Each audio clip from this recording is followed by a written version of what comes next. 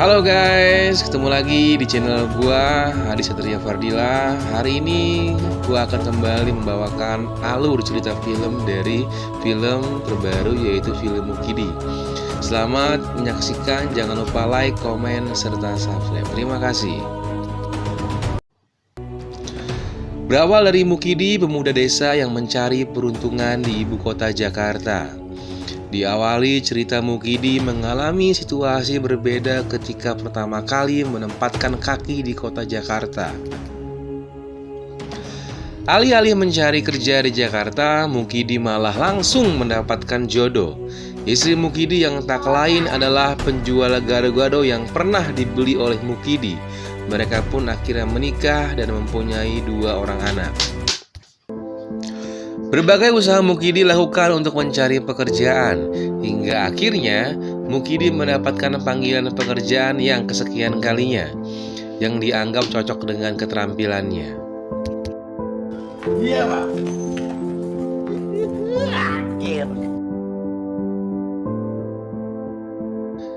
Di situasi berbeda, ketika Mukidi dalam perjalanan menuju kantor tempat ia ingin interview dalam bekerja, ia bertemu dengan seseorang yang sedang cekcok dengan supir taksi. Yo, pasukan burung biru nih.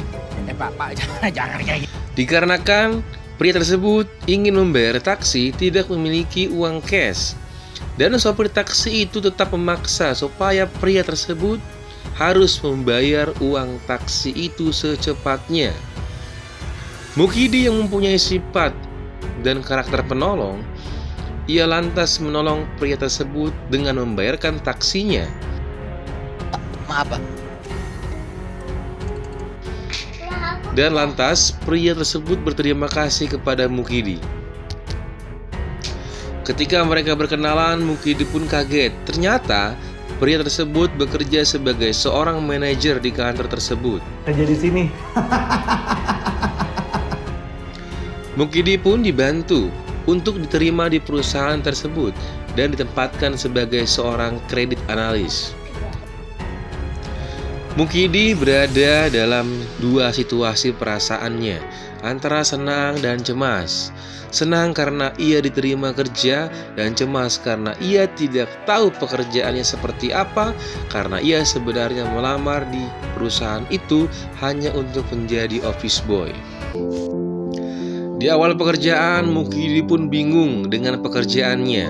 Menyalakan komputer pun ia tidak bisa. Hingga akhirnya Pak Dimas memberikan wejangan untuk Mukidi. Sales itu kan sangat kasih kamu. Mukidi pun lantas mulai melakukan pekerjaannya sebagai seorang analis kredit. Dengan karakter yang ia miliki, ia melakukan pekerjaan dengan penuh rasa kemanusiaan dan belas kasih. Tapi justru itulah awal bencana sebenarnya, di mana ia selalu mengapprove pengajuan nasabah tanpa melakukan analisis. Di cerita selanjutnya, Pak Dimas kembali memberikan semangat kepada Mukidi.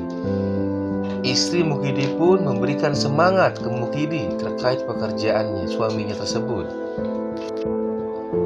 Mukidi lantas mulai melakukan pekerjaan dengan semestinya, di mana ia melakukan berbagai upaya untuk menganalisis setiap nasabah yang ingin mengajukan pinjaman ke perusahaannya.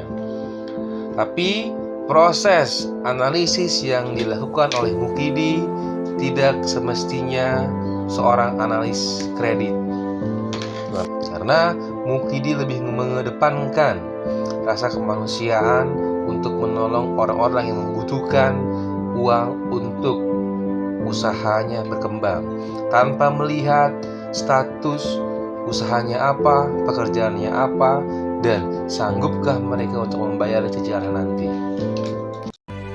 Di momen selanjutnya, Mukidi sempat dimarahi oleh Pak Dimas. Pak Dimas memarahi Mukidi seakan-akan Mukidi memiliki kesalahan yang sangat-sangat fatal. Ternyata Pak Dimas dan timnya memberikan surprise kepada Mukidi karena ia telah mencapai target perusahaan yang sangat-sangat besar. Mukidi pun merasa sangat bangga terhadap momen tersebut. Momen itu pun dilanjutkan Mukidi bersama istri dan keluarganya ketika Mukidi sampai rumah. Istri Mukidi pun nampak menikmati kesuksesan dari Mukidi dengan membeli barang-barang belanja sesuai kebutuhan keluarga dan apa yang ingin ia beli yang selama ini ia idam-idamkan dari jauh-jauh hari.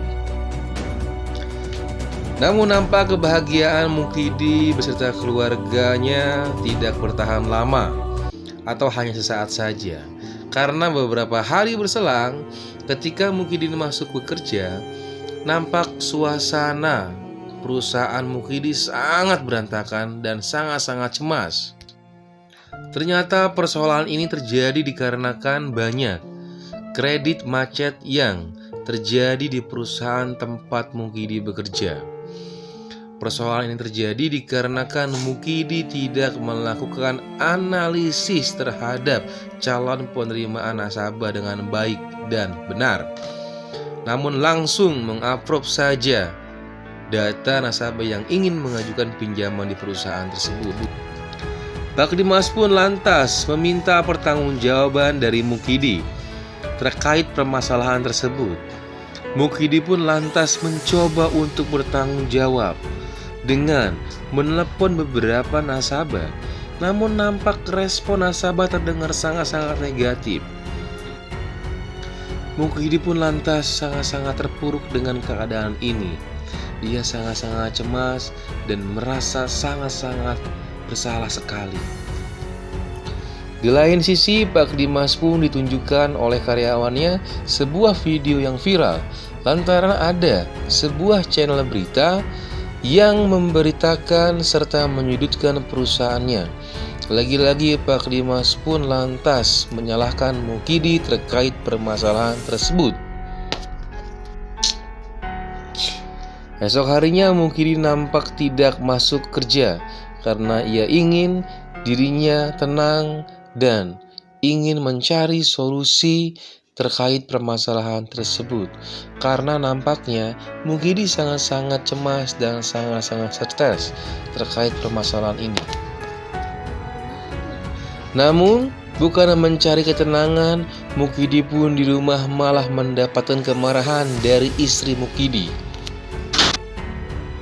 Karena banyak nasabah Mukidi yang stres, sakit sampai meninggal dunia dikarenakan bunuh diri. Mereka tidak sanggup untuk membayar cicilan dan bunga yang sangat besar yang ia dapat dari cicilan atau pinjaman di perusahaan Mukidi tersebut.